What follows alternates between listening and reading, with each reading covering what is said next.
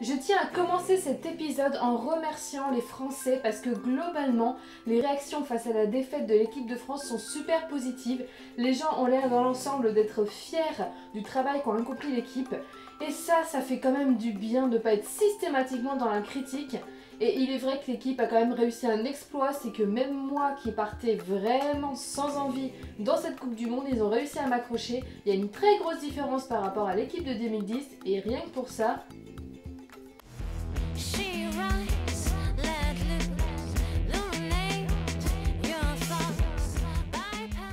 Salut à tous et bienvenue dans l'épisode 33 de Junk on the Web. Cette semaine, le thème principal n'est effectivement pas lié spécialement au web, puisque comme vous avez pu le voir dans le titre, je hais les journalistes et je crois que c'est plus particulièrement dirigé vers les journalistes télé, même s'il y en a aussi sur le web qui me sortent par tous les trous. Alors, je remets tout de suite les choses dans leur contexte.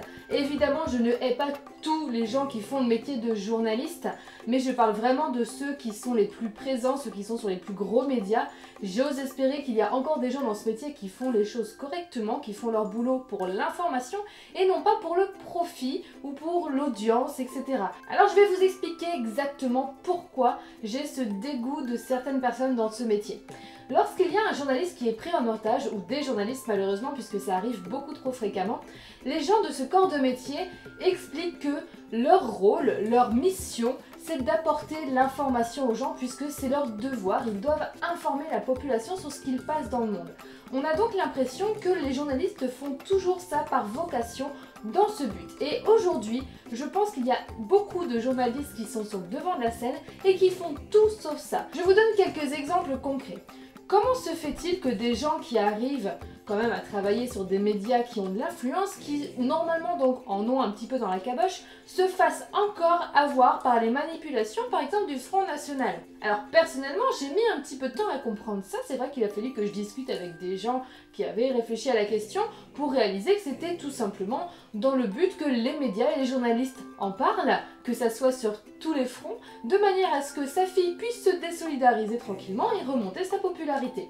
Sauf que j'ai du mal à croire que les journalistes, dont c'est le métier, qui sont normalement habitués à ce genre de choses, ne voient pas ça venir et tranquillement soient en train d'installer l'extrême droite en France. Autre exemple, quand notre ancien président de la République, qui visiblement a quand même fait 2-3 conneries, je parle de façon tout à fait neutre, sans même donner d'avis politique, ce serait n'importe quel homme politique, pour moi ce serait pareil. Mais il faut bien quand même avouer qu'il n'est pas l'air tout blanc tout blanc. Comment se fait-il que, à la sortie de sa garde à vue, le mec passe au journal de 20h avec deux journalistes très sérieux en train de se faire complètement bouffer, et on va nous faire croire que c'est pour l'information ça ? Mais je crois que ceux qui m'irritent le plus, mais vraiment ceux à qui j'ai envie de mettre des parpaings dans la tronche, ce sont les reporters qui vont interviewer les gens à chaud sur les événements. Et c'est là que la Coupe du Monde m'a vraiment fait ressortir cette haine de certaines personnes dans ce métier. C'est quand, par exemple, suite à la défaite de l'équipe de France, ils sont là devant les joueurs à leur dire « Est-ce que vous avez consolé les joueurs qui ont pleuré? Est-ce que vous êtes triste? Quel a été le discours pour vous rassurer ?» Mais putain, les mecs viennent de perdre juste dans la compétition la plus importante dans leur métier. Ils sont évidemment tristes et oui, évidemment, ils pleurent. Mais à quel moment ces journalistes se disent que ça va intéresser les supporters qui sont chez eux et qui sont déjà dépités de savoir si ce capitaine de l'équipe de France a pris les joueurs dans leurs bras parce qu'ils avaient une larme à l'œil? C'est ça l'information aujourd'hui?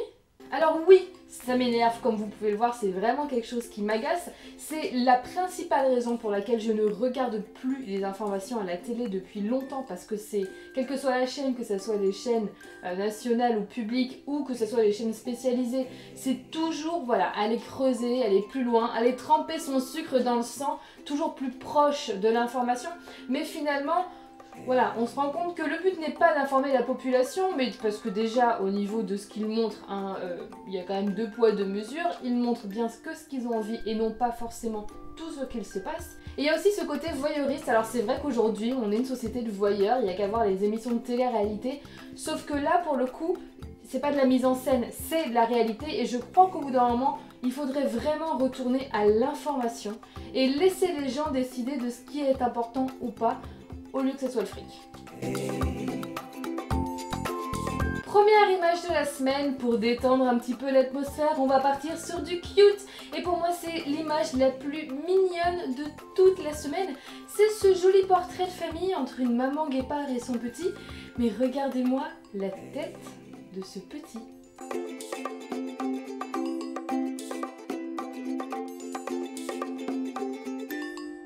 Si là tout de suite tu n'as pas envie de rentrer dans la photo pour lui faire un gros câlin, tu as un cœur de pierre.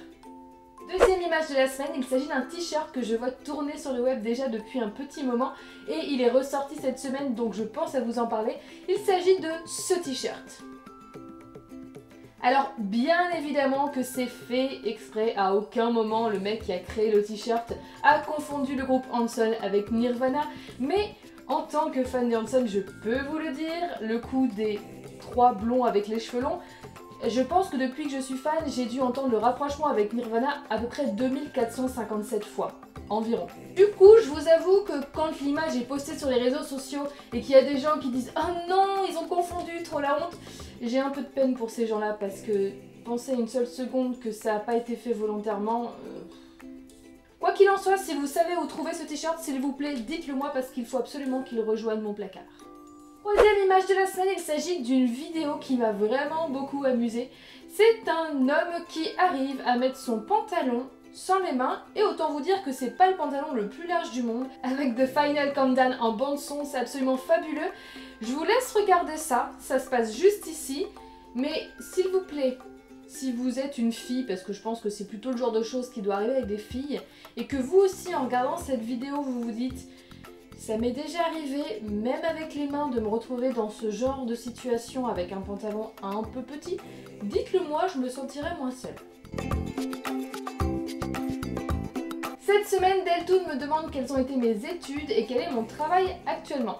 Alors, mes études, eh bien j'ai fait un peu de psycho, mais après je me suis dirigée vers la communication. J'ai donc un BTS communication des entreprises qui est mon plus haut diplôme.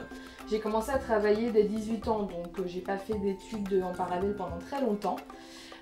Du coup, depuis, je suis passée par pas mal de choses. J'ai fait pas mal de centres d'appel et des choses très diverses comme du service sur des mariages, comme de l'hôtesse d'accueil ou encore de la coordination d'événements. Mais depuis quelques années, j'ai enfin trouvé le milieu dans lequel je me sens à ma place. Et c'est un gros scoop, mais c'est le web. Donc dans le milieu du web, j'ai aussi bien travaillé au niveau commercial qu'au niveau de la prod. À l'heure actuelle, je suis chargée d'affaires dans une agence digitale qui s'appelle Bégital. J'ai bien dit Bégital et non pas digital, même si ça se ressemble, il y a une nuance et c'est pas pour rien même s'il y a un rapport. Bref, sans surprise, je travaille dans le milieu du web et du digital et j'espère encore pour très longtemps. C'est terminé pour l'épisode d'aujourd'hui, j'espère qu'il vous aura plu malgré mon petit énervement de début d'épisode, mais des fois il faut que ça sorte. Si jamais vous voulez me retrouver sur les réseaux sociaux, c'est comme d'habitude, il y a d'abord Facebook où je poste les previews des prochaines vidéos, également quelques images au long de la semaine. Vous pouvez également me retrouver sur mon Twitter sur @juncanmood, c'est là où je suis le plus si jamais vous voulez communiquer avec moi. C'est quand même là où vous avez le plus de chances de le faire. Vous pouvez retrouver mes photos sur Instagram, également sur Juncanmood. En attendant le prochain épisode, je vous souhaite une très bonne semaine, bonnes vacances à tous ceux qui ont la chance d'être encore étudiants, profitez-en bien. Je vous dis à la semaine prochaine, plein de bisous, ciao ciao. C'était quoi ces bisous là? Bisous. Et kiss kiss bang bang. Les gens sont hyper intolérants. Les personnes âgées sont racistes. Les Français sont mauvais.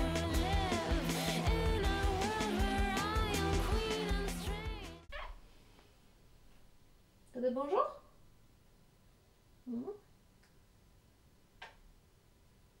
Patalo.